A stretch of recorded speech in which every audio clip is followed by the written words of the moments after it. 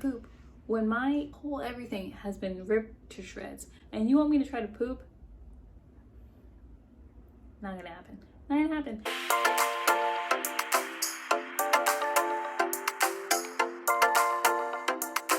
Hi guys. So today I'm gonna be doing my labor and delivery video for you guys. I have like a bunch of clips from the day that I gave birth, which was September 11th, 2020. As of 36 weeks, you have your appointments with your OB every week. So when I was 38 weeks on September 2nd, my doctor wanted to talk to me about like what was going to happen, you know, the next 2 weeks coming up, because you're supposed to deliver around 40 weeks. And I definitely did not want to go over 40 weeks. When I was 38 weeks pregnant, I was over it. Like I was done. I mean, to be honest, I was over it a long time before that. I went in for my 38-week appointment and she asked me if I wanted to be induced. I didn't have really an answer for her at the time because I wasn't sure like what induction would be like. She kind of tried to explain it to me, like what would go into the process of being induced, but I was still kind of scared and I wanted to like naturally go into labor. So when she asked me on my 38-week appointment, which was on the 2nd of September, she told me like if I wanted her to be the OB on hand, that these are the dates that she had, that she'd be available. So the dates that she said were like September 10th, September 17th, and then like September 19th, I think. So a few things went into why I decided to be induced on the 10th was because, I mean, that was the earliest date. And my mom had already, since I was due on the 16th, my mom had taken time off to be there with me during that week. I think it was like the 17th through like the 22nd or something. Honestly, my thought process was I wanted to have the baby before my mom came so she could help me. I didn't want to be like completely like bedridden while my mom was here. So I just said that I would take the 10th, September 10th as my induction date, but I wasn't 100% sure if I was gonna go through with it. And she said that that's fine if I change my mind. She just wanted to secure that date in case I did want to be induced. In order for my induction to be fully booked and like scheduled, I had to get a COVID test. So I got a COVID test on September 8th, which was a Monday? No, Tuesday. So the whole plan was I got my COVID test on the 8th, which was Tuesday, and then I would be admitted to the hospital on September 9th, which at September 9th at like 6 p.m., 7 p.m. at night. And then my induction would actually happen like the following morning on the 10th. None of that happened. I mean, the COVID test happened on the 8th. I got COVID tested. My results came back on the 9th that I was negative. And then on September 9th, I waited all day because I was supposed to get a phone call to tell me like when to come in, if I was coming in the morning and afternoon, or sorry, morning or evening. No call, nothing. And then I got like an email thing that my induction was scheduled for the morning of the 10th. So I thought it was really annoying. I was really irritated that nobody like called me and told me. But then I got a call. No, I'm lying. I'm sorry.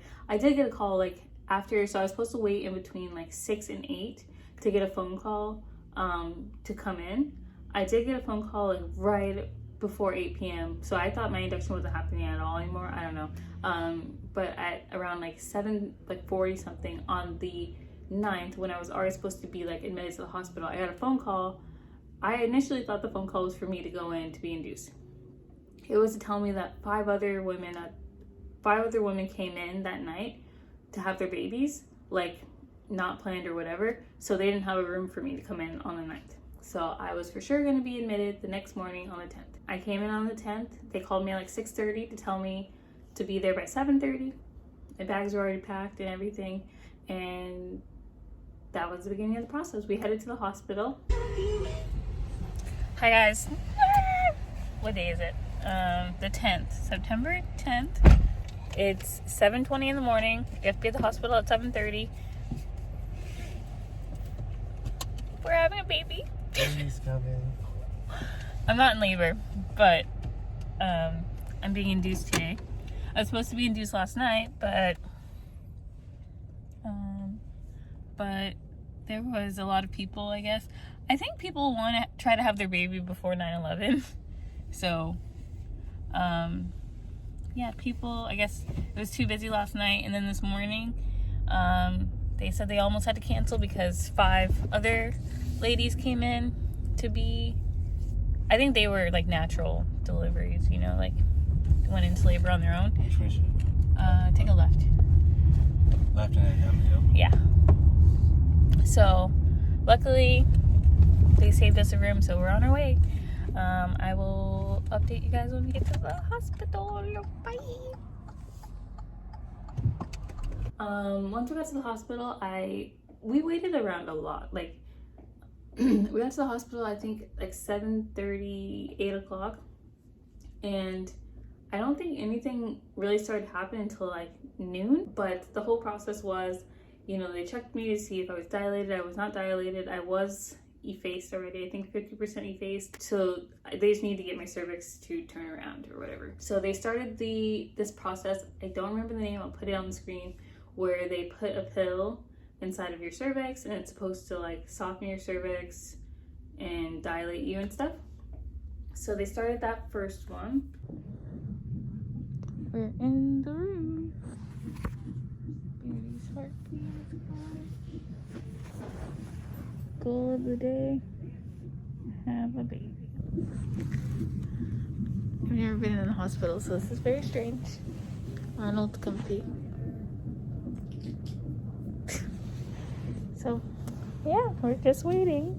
I'm so nervous. I scratched my eye last night with taking my contacts out. So that's why I'm wearing glasses today. So, and you have to do it like every 4 hours. At 8 o'clock, I was hooked up to the machines and everything like that. And that's the other thing. I look like trash. I looked like absolute garbage when I was giving birth because I did scratch my eye the previous day trying to take out my contacts. So I was not in the mood to like do makeup or anything like that. So I wore my glasses. I looked terrible when I was giving birth, but in my head, you know, like when you're like younger before you have babies, I think a lot of women just assume like, oh, I'm gonna be that person who like has their hair done, their makeup done, I'm gonna look good. It was a no for me. Like my hair was in a bun. I had no makeup on, 0 makeup. I looked like trash. I brought my makeup and stuff because I was gonna do my makeup before they started my contractions. Because when you're induced, you're not going into labor naturally. You are being, you know, your labor is being started by the doctor or by medicines or whatever. So it's not like a natural labor. So I was gonna know when everything was gonna be started, when everything was gonna begin. So I thought I would have time to do my makeup and stuff. No girl. No girl. I'll get into that, but like, yeah, I did not have time really to do it. I should have been doing it while I was playing around in the hospital, not doing anything, but I did not. But it is what it is. I'm trying to find lights. Lights. It's just kind of bright in here. I kind of want to take a nap. Anyways, I got my IV. It's like 10 o'clock, I think now. 10 o'clock on the dot, actually. Got my IV, freaked out. What's happening? Got the medication to start the contractions. Look how comfortable this is. Yeah, he's extra comfy. So around like 9:30, they did my IV. Honestly, to me, hindsight after everything, the IV was the hardest part for me to like deal with. I've never been in the hospital. I've never had to get an IV. So I was really scared. I had to like have her like stop and wait while I gathered myself. Once she did it, it did not hurt. I don't know why I was freaking out so much. I just don't like needles. And yes, I have a lot of tattoos, and the nurse brought this up, that I have tattoos and that I shouldn't be afraid. But tattoos are not the same as getting a needle like into your veins. It actually just hurt more taking it out than it did going in. Not bad. I don't know. I was just freaking out because I've never had an IV before. I'm gonna wait until 11 to have lunch. I'm gonna order lunch here. I feel like I should put makeup on at some point. Yeah, I think I'm just gonna try to relax, and my IV is starting to hurt. Not hurt, but it feels like tingly and stuff. So I'm just gonna try to get a nap in maybe, and then order food, and then yeah. But we have started. There's nothing in my IV yet. Just, it's in my arm. But they did the medication to start. I don't know what it's called. I'll put it on the screen when I figure it out. But yeah. See you guys in a bit. Also, PSA, hospital food, it's not horrible. It's not the worst thing I've ever had, but it was not great. The good thing about my hospital was, like, basically you could have unlimited food, pretty much. So I did order a lot just because I was taking advantage since my insurance is paying for this. I was going to get my money's worth. I don't know what's going on with my hair. I curled my hair this morning for pictures, but it fell. Sorry, that looked a mess. Just got done eating. I had meatloaf and mashed potatoes, and I have some cranberry juice, water, oranges. Nothing's really happening anymore. I was feeling contractions earlier, but I haven't felt them in a while, so I don't know.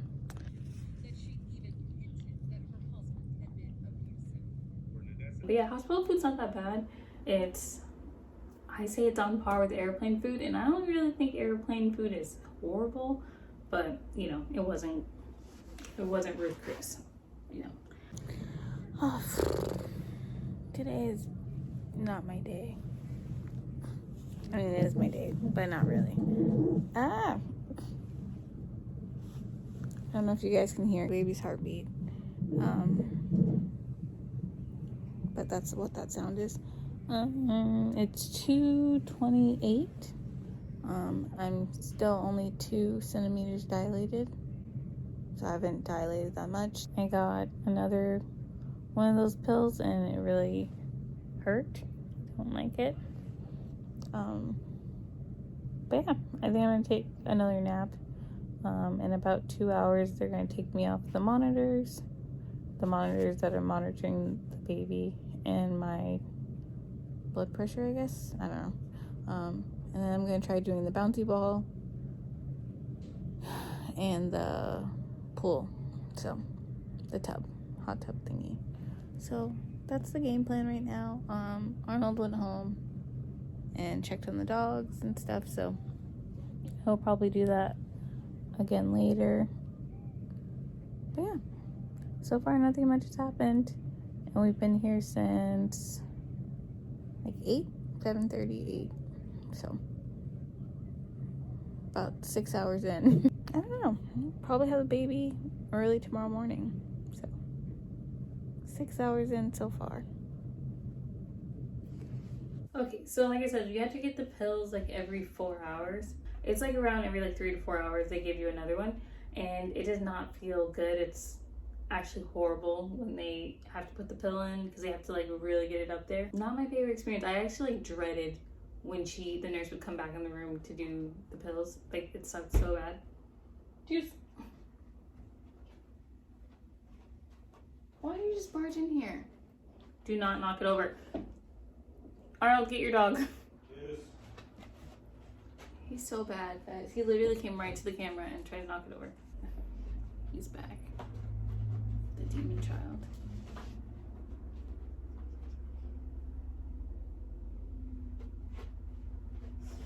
Oh, you're gonna join? Okay, he's gonna stay in here, it looks like. So, around 4:15, 4:30, they took me off the monitors. I still had the IV in my arm, but they took me off the monitors and allowed me to shower. I took a bath to try to, like, you know, kickstart labor, and thought that would help and stuff. So I was really excited about that. Like, that was in my birth plan. It was in my birth plan to like labor in the pool or whatever, but at this point I was still not laboring. No contractions had started. I was still trying to open my cervix, still trying to dilate.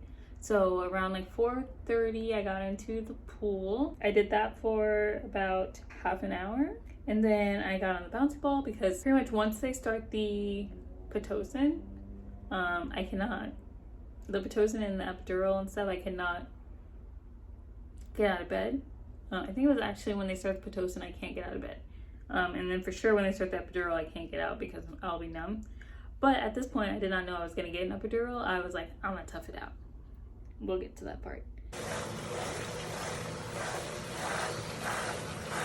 So I was just in the tub. I obviously couldn't record that part, but now I'm on the bouncy ball.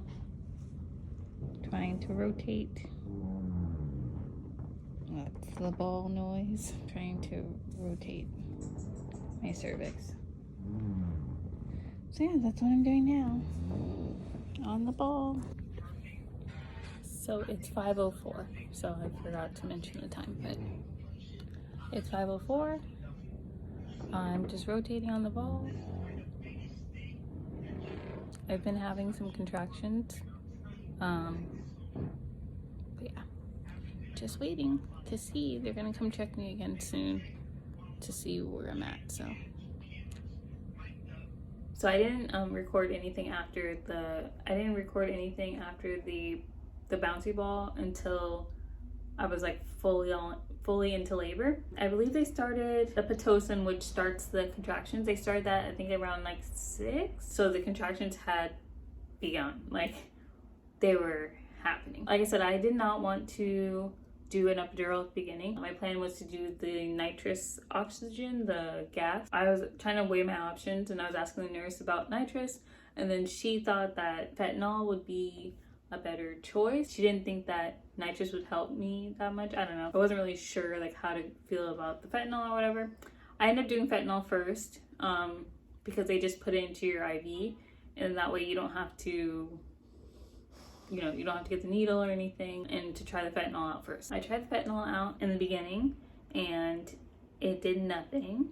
I mean, it definitely like calmed me down, but I still felt everything. I wasn't as anxious, I think, as I was before I got the fentanyl, but I was still in pain. I could still feel everything because I wasn't numb or anything. They started the Pitocin around 6:30. Around 6. By 7:30, I decided that I wanted an epidural, and I don't think the fentanyl was working that well. And then it wasn't until around 9:30 that I got my actual epidural, and I felt absolutely nothing. Like, I did not feel the epidural at all. At that point, I did not give a flying about an epidural because that's how much contractions hurt. And I feel like, I don't know, because this is my first baby I've ever had, but I feel like because they were manually started, they weren't natural contractions, that they were a lot more intense than if I would labor at home. I don't know. If I have another baby and I don't do I don't get induced, I'll be able to compare it. But I just felt like since they were not natural contractions, they didn't start naturally, that they were a lot more intense than they would have been. Full disclosure, I was gonna say this at the end, I don't regret being induced. I'm glad I got induced. If I am offered that next time, I probably will, just because I like the idea of knowing like what's happening and like there's no surprises. I think I would have had a lot of anxiety if I was not induced and I just let everything happen on its own. I think the baby was ready to come. I know it's like you should wait for her, the baby to come on their own, but I don't like surprises, and I think it was better for us in our situation that I got induced. Also, she was already head down for like months. Like, Kaia never was breech, or she had been head down, I want to say even before like 6 months. She's always been head down, so like she's always been ready to go. It's just I wasn't dilated and stuff like that, but I never had to wait for her to turn around or force her to turn around or anything like that. So what was I gonna say? Oh yeah, so around like 7:30 I got the epidural. They came in, prepped me. I didn't even feel the epidural at all. I didn't feel the needle at all. I saw the needle. That was probably one of the biggest things I was concerned about, was if I got an epidural, how much it would hurt. And as soon as that buddy kicked in, it was game over. I didn't feel a thing. It was excellent. I got to sleep for a little bit. Just got an epidural. Did I do good? I didn't even feel the epidural. I don't know if I was just in too much pain, but the only thing about the epidural is it makes me extremely itchy, like all over. Like every body part is itchy, and I'm really like out of it and dazed because I had fentanyl, I don't know, in my IV. I don't know if it's still going or not. But it makes you really drowsy. So, I don't know what's gonna happen next. I just wanted to check in. What time is it, babe? It's 9:50. Then I basically went to sleep for another 2.5 hours. And then around midnight, they told me it was time to start pushing. I was dilated enough and it was time to go. At this point, my doctor shows up for the first time. It's my first time seeing the doctor was when it was time for me to push. Everyone else were nurses and things like that. Anyways, so around 12, my doctor came and she said it was time to push. Like I said, it's really weird because you're numb from the waist down and they're telling you to like bear down and like push like you're gonna poop. And I did not want to do that because I'm like, what if I poop all over her? So they're telling you to push. I have 2 nurses telling me to push, or sorry, 1 nurse, doctor, and Arnold on the side of me. Doctor's right in front at the end, obviously. I have a nurse on one side and Arnold on the other side, and they're holding my legs and they're telling me to push. Every time I feel a contraction, push. So whenever I have a contraction, I would say, I'm having a contraction, and they would say, okay, push. And I did that for about 15 minutes until I kept saying, I can't do this anymore, I can't do it, I can't do it, I can't do it. And then the doctor was telling me, well, most moms, you know, take about 2 to 3 hours, so like it could be a while. And and thinking in my head, I cannot do this for 3 hours, like absolutely not gonna happen. I gotta do this now. So I kept trying, and like after literally, I don't know how many pushes, it was probably like 7 or 8 pushes, 5 or 6 pushes, and 30 minutes, Kaia was out. I'm editing this right now, and I was going back and forth if I should actually include like footage of the birth, and I thought that it would be kind of weird if I didn't show like a little bit, so I am blurring everything out, but you will see a little bit of blood. Yeah, go. That's what I'm talking about. Keep on pushing, push again. Yep, here we go. That's it, that's it, that's it, that's it, that's it, that's it. Oh my god. Came out crying. Out. Good job, you did it. Congratulations. And it is a girl, right? I think so. Okay. Take a look. Yeah, it's a girl. Yay. It's Kaia. Dad, I'll hand you the scissors. Do you want anybody to take a picture of you cutting the cord? Yeah. So yeah, I was only in labor for 6 hours. Like I said, the Pitocin was started at 6. I started pushing at around 12, and after 30 minutes pushing, she was out. So my labor was really short. My labor and delivery was really short, only like 6.5 hours from when my contraction started until she was born. Yeah, so I got really lucky in that sense. I wasn't in labor for a day or anything crazy like that, and I didn't have to push for like 3 hours or anything like that, which is really, like I said, really lucky. However, I'll spare you guys the details of the recovery and like what happened during labor. I had stitches, lots of stitches. But yeah, that was pretty much it. That was like the whole labor and delivery. I don't know if that was any of that made sense or anything like that. Sorry, we live in the city now, so if you hear all of that noise, I apologize. We live in the city. But yeah, after that, we were in the hospital for a whole nother day. You have to be in the hospital for a full 24 hours after the baby's born.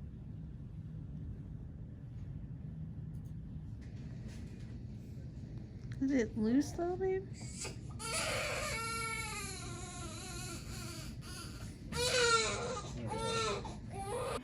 They do like hearing checks, they teach you how to swaddle, they teach you how to change the baby's diaper, they get the baby a first bath. And don't be afraid to give it a nice kind of tight little tug there. My induction was overall positive, a positive birth story. I got really lucky in having a short labor and delivery, and honestly a really short recovery process. Baby is happy and healthy. I'm going to include some videos of her now. I would show her in the video, but she's asleep. Her name is Kaia.